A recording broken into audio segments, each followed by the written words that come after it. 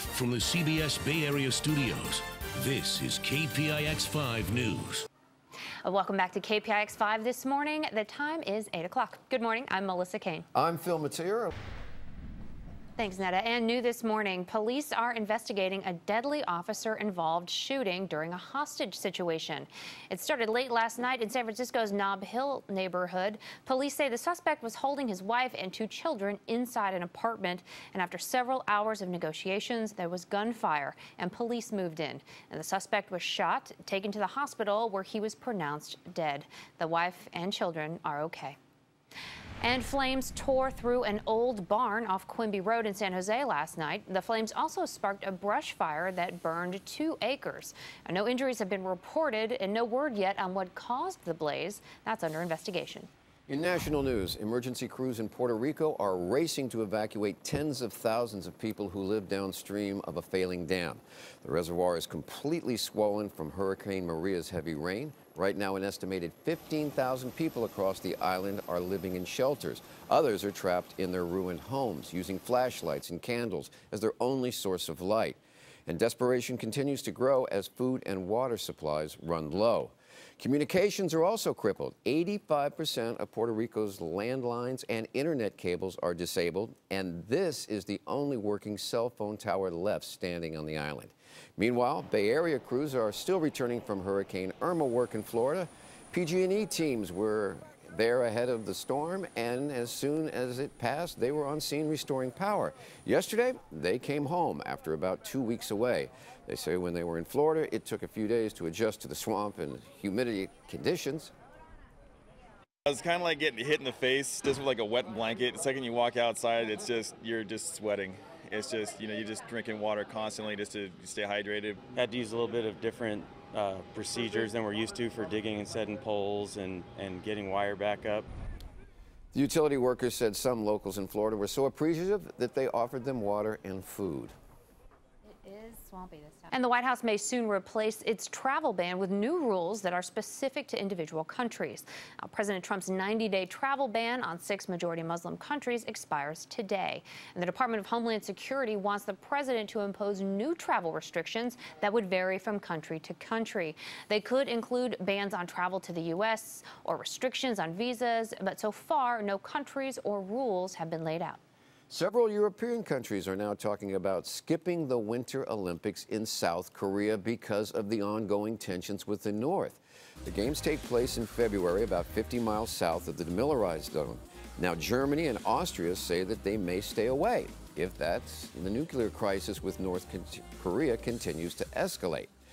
The French were the first to express concerns, saying that if this gets worse and we do not have security assurances that our French team will stay here, we will not put our team in danger.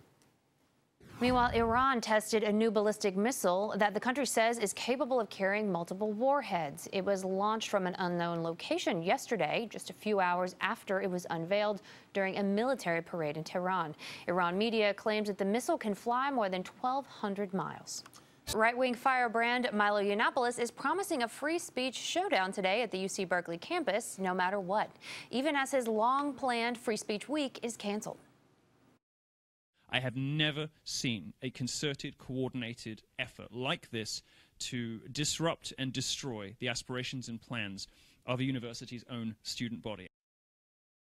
Now, the sponsoring student group, Berkeley Patriot, decided to pull out of the event, and the attorney for the group says that they felt the university gave them no other choice but to cancel Free Speech Week.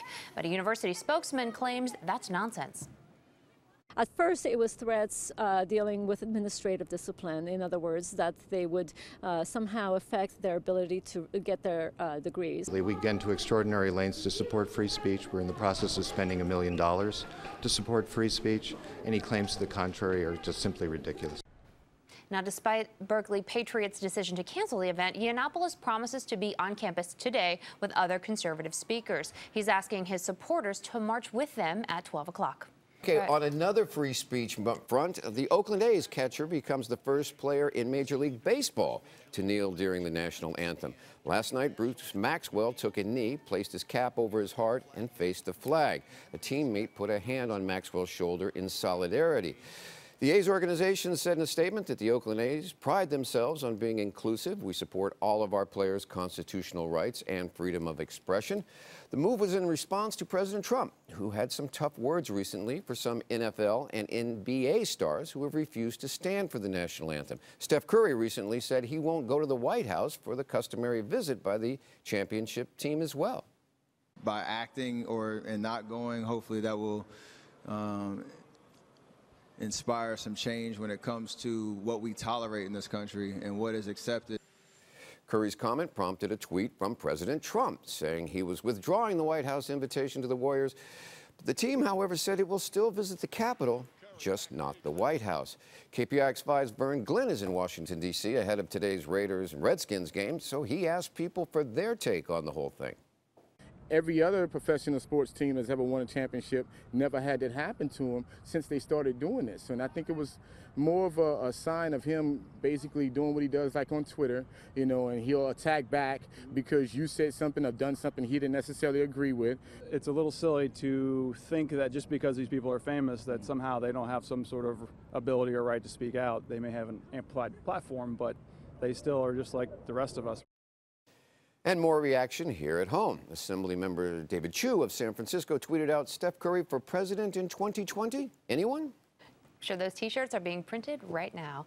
The president is also in a war of words with the NFL after criticizing football players for kneeling during the national anthem. Wouldn't you love to see one of these NFL owners, when somebody disrespects our flag, to say, get that son of a off the field right now, out, he's fired. Well, NFL Commissioner Roger Goodell issued a statement saying, quote, divisive comments like these demonstrate an unfortunate lack of respect for the NFL and our great game and all of our players. Meanwhile, 49ers CEO Jed York says in a statement, the callous and offensive comments made by the president are contradictory to what this great country stands for. Our players have exercised their rights as United States citizens. And according to several people on Twitter, at least hundreds of players in the NFL are expected to protest Trump by kneeling during the national anthem at today's games.